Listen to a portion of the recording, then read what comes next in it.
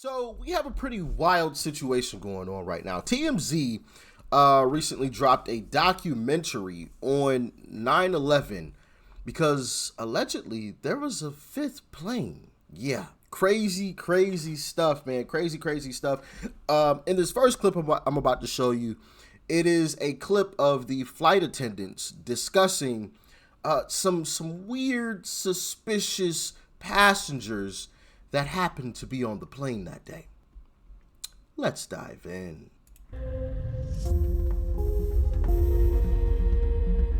My name is Deborah, and I was the purser on Flight 23, September 11th, 2001.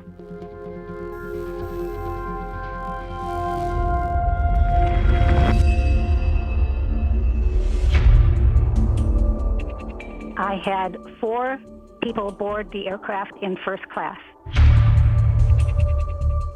I knew that the people did not eat meat, so I spent a great deal of time trying to get these 4 people fruit plates. The plane was not full. Relatively few people in business and economy, and only 4 people in first. It was a taller, well-built gentleman in a tan suit, a young boy about 6 to 7 years old, a woman in a hijab, and a gentleman that appeared to be a type of bodyguard.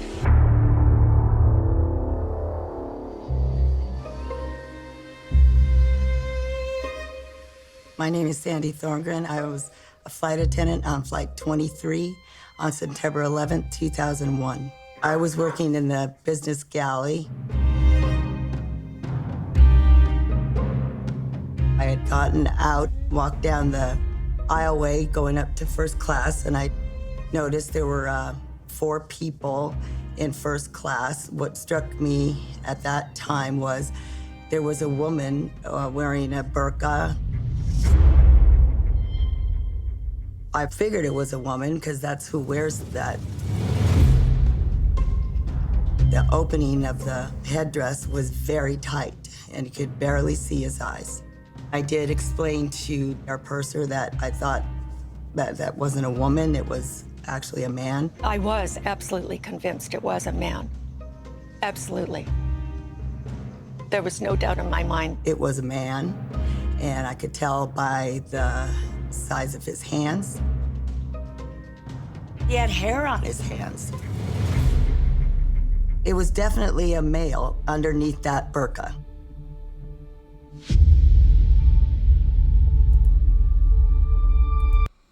Definitely a man underneath it. Why would a man be trying to conceal himself? Interesting. But it goes even further. They go on to talk about how the pilot was alerted to the situation that had been unfolding that day. And I want you guys to take a listen to that because it's some pretty wild stuff, man. Check it out.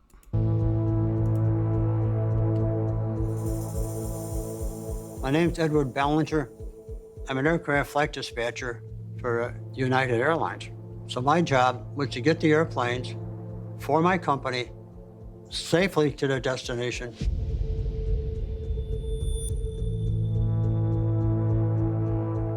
I sent a group message to all my flights in the air. Beware cockpit intrusion. And every airplane got that message. Carol and I looked at each other, and that's when we started getting a sense that something was seriously wrong and that somebody might be making a threat against the airplane.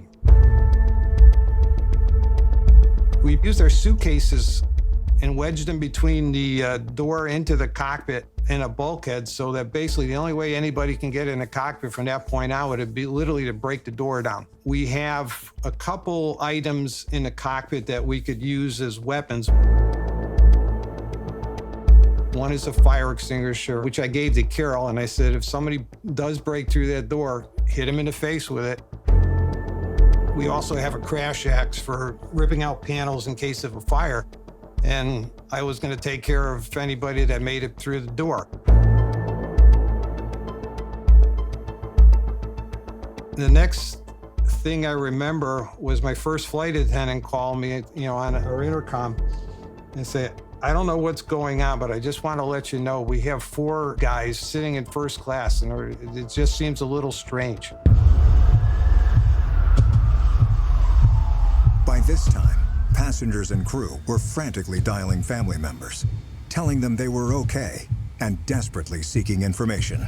I got my phone and I spoke to my husband, and he said that was one of you guys. That was a commercial airplane that has just crashed into the building.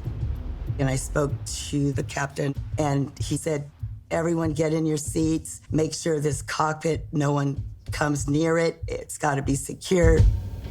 And then they go on to talk about how the plane was evacuated, obviously, after the high alert was put on. But suspiciously, somehow people got on it because they saw people running inside of the plane. Really weird stuff. Really weird stuff. So the plane was evacuated. They know it was evacuated and locked up, but they still saw people on the plane through the windows. Listen, this is crazy stuff, man. This is some wild stuff. So check that out. It was organized pandemonium. We eventually got back to the gate, and we told the passengers that the airport was being evacuated. They were to get their belongings and leave immediately. And of course, they didn't need any encouragement. They opened the door to let everybody out, and as I'm handing out jackets to passengers in the business class, one passenger asked me, did they get the White House? I said, I would have no idea. We moved the bags out of the way, and there was a little peephole. I looked through, and the airplane was completely empty.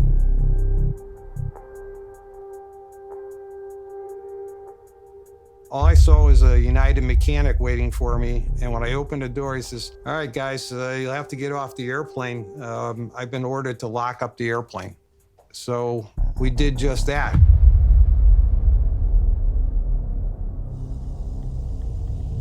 As we deplaned, we made sure lavatories were clear, every row was clear. There was not a person left on that plane.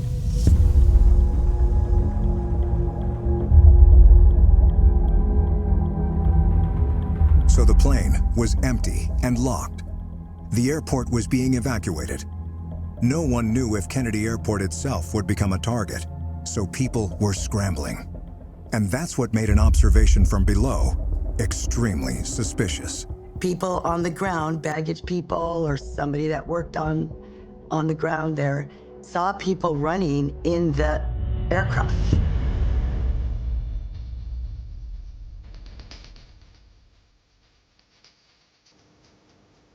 By this time, the United 23 crew was connecting dots. The person in first class disguised as a woman. The passengers who argued with the flight attendant about taking off quickly without food. The person profusely perspiring in business. The request to enter the cockpit.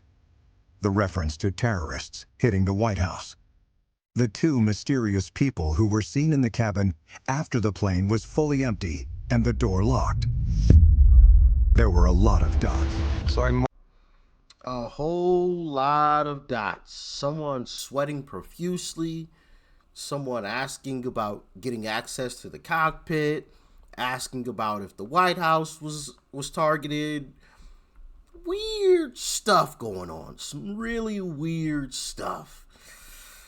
And it's crazy that we're just now hearing about all of this. Because there's a lot more to the story. And matter of fact, the next part of this is they were called in to talk to the FBI about what they saw that day on the plane. Check out that clip. 3 taken off. The day after, we were all called by FBI telling us that they needed to interview us regarding the incidents of what had happened on the airplane.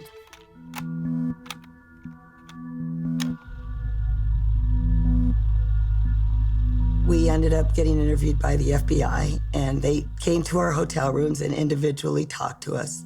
I did tell them that I felt there were some suspicious people on the airplane. And I pointed out exactly the 4 people in first class and two gentlemen in business, but the one that had the t-shirt on that had uncontrollable perspiration. I did tell them that. The first thing they asked me was why the floor hatches were open on the airplane.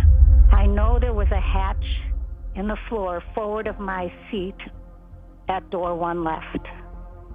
I know that hatch led down to the electronics for the cockpit, and the hatch is big enough for a large person to work down in there. About 20 minutes after we left, the agents saw something funny going on the inside of the aircraft, and they'd had somebody board the aircraft, and they found the hatches open in the floors. If the hatches were open, the people could not have gotten off the aircraft because the hatches were just too big to get around.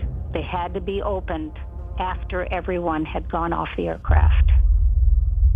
They'd ask questions like if I noticed the rug had been turned up around the hatch by the cockpit. When the SWAT team had come and opened the door, they found that the hatch that goes down into the area where all the equipment is, the electronics and all that, the hatch had been opened.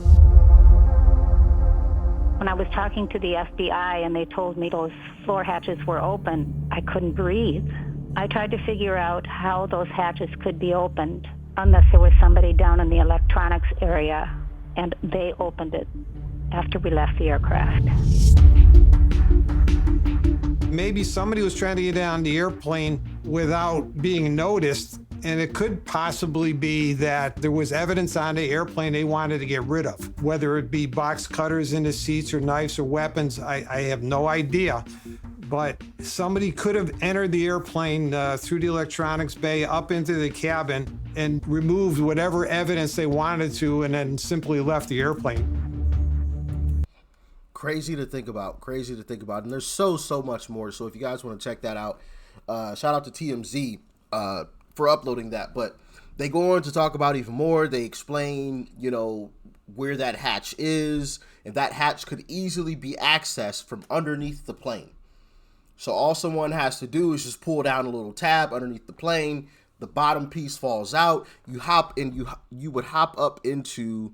Let me just show you guys so you guys can actually get a picture of what I'm talking about here.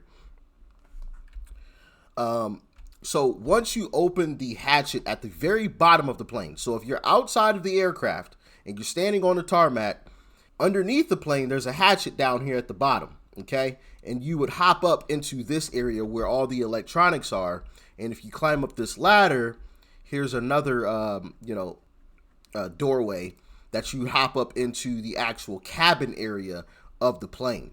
So really easy access to get in and out of there, and they don't have a clue who opened these hatches. Not a clue. Could have been anybody.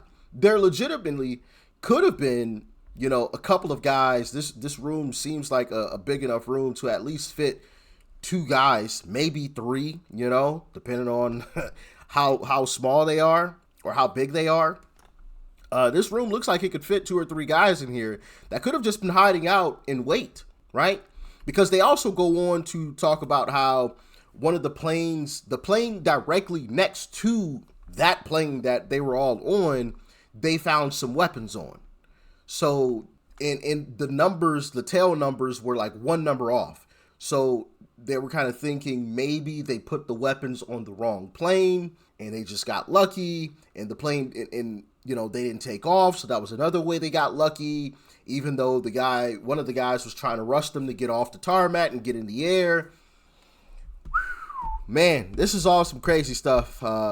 It's crazy that we're just now learning about this. And to be completely honest, I don't think we'll ever get to the full bottom of this, to be completely honest.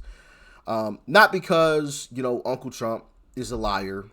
Not because I think Kash Patel is a liar, or Pam Bondi or Dan Bongino or anybody else, right, that's involved in their Trump administration.